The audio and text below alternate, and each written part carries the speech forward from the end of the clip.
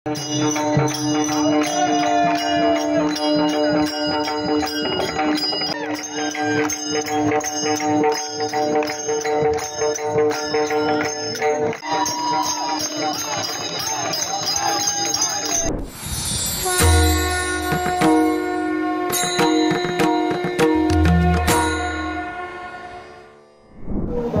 हरी.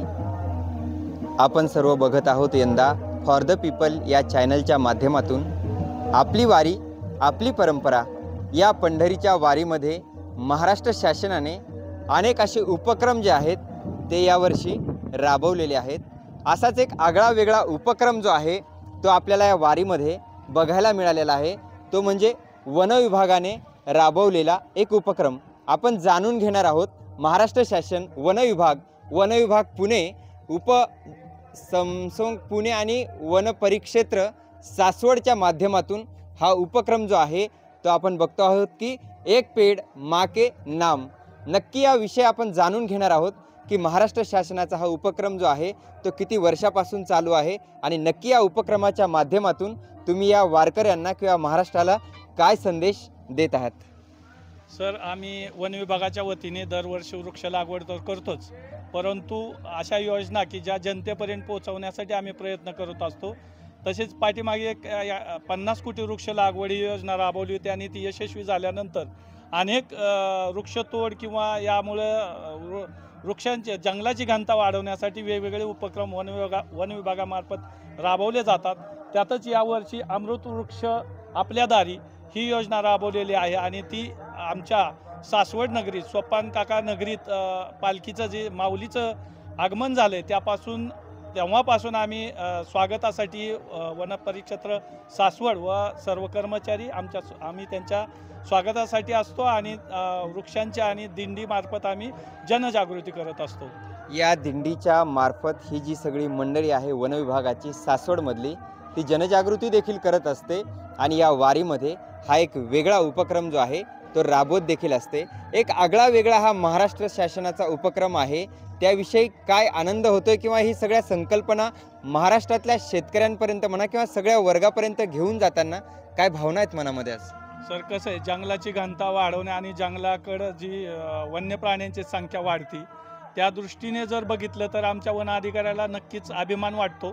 म्हणूनच आम्ही प्रत्येक शेतकऱ्यांनी आपल्या बांधावरती किंवा जिथं मोकळी जागा असेल तिथं वृक्ष लावण्यासाठी आम्ही प्रयत्न करत असतो. त्याद्वारे जनजागृती करत असतो आणि मोठ्या प्रमाणात वृक्ष लागवड होऊन जंगलाची घनता वाढवण्यासाठी प्रयत्न करत असतो आणि यातच आमचा आनंद आहे. ह्या सगळ्या भावना आहेत सासवडमधल्या वन विभागाच्या सर्व अधिकारी मंडळीच्या.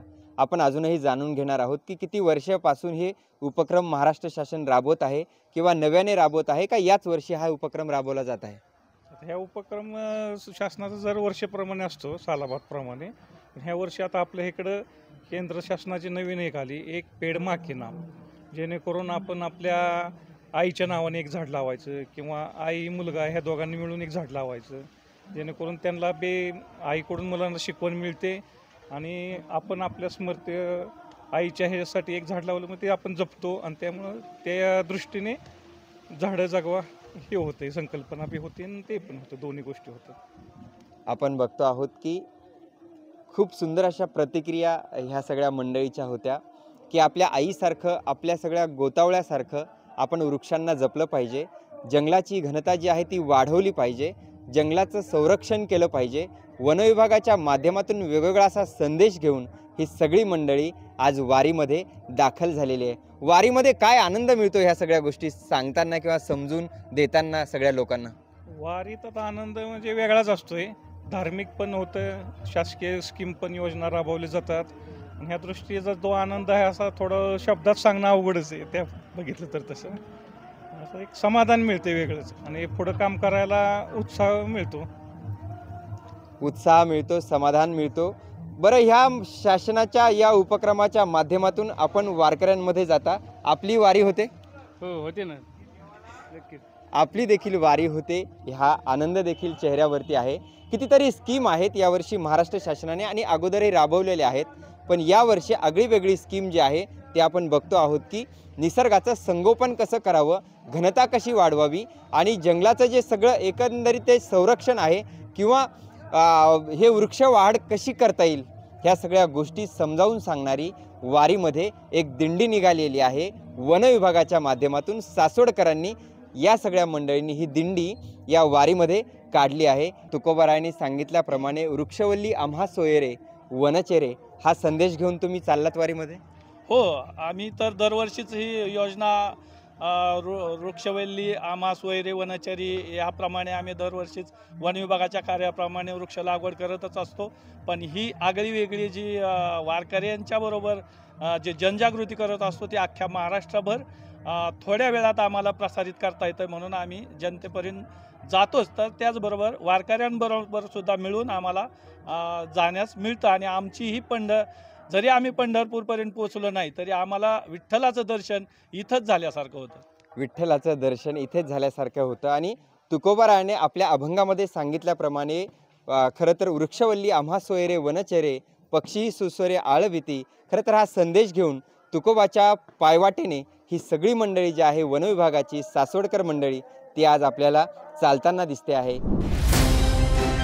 भारत दुनिया का सबसे बड़ा लोकतंत्र और एनएलसी भारत देश का सबसे बड़ा गैर राजनीतिक मंच, शक्तिशाली लोकतंत्र के लिए राहुल कराट का सार्थक कदम, मुंबई में हुआ ऐतिहासिक प्रथम राष्ट्रीय विधायक सम्मेलन.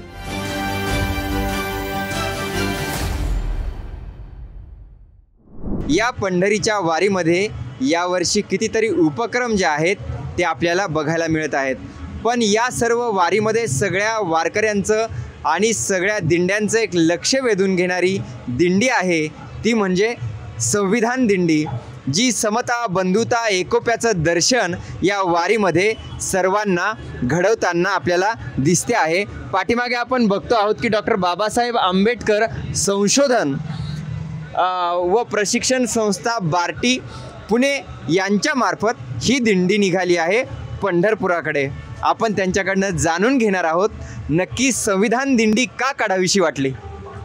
ह्याच्या मागचे बार्टीचा जो उद्देश आहे खूप मोठा आहे. म्हणजे जनसामान्यपर्यंत बार्टी काय काय मार्गदर्शन करते, योजनांची माहिती देते, काय काय प्रकारच्या योजना आहेत ह्या जनसामान्यपर्यंत पोहोचण्यासाठी प्रयत्नशील आहे. आणि बार्टी जी आहे म्हणजे डॉक्टर बाबासाहेब आंबेडकर संशोधन व प्रशिक्षण संस्था बार्टी पुणे ही सामाजिक न्याय व विशेष सहाय्य विभागाची स्वायत्त संस्था आहे. सध्या आमचे जे महासंचालक आहे माननीय सुनीलजी वारे सर हे आमचे मार्गदर्शक आहेत.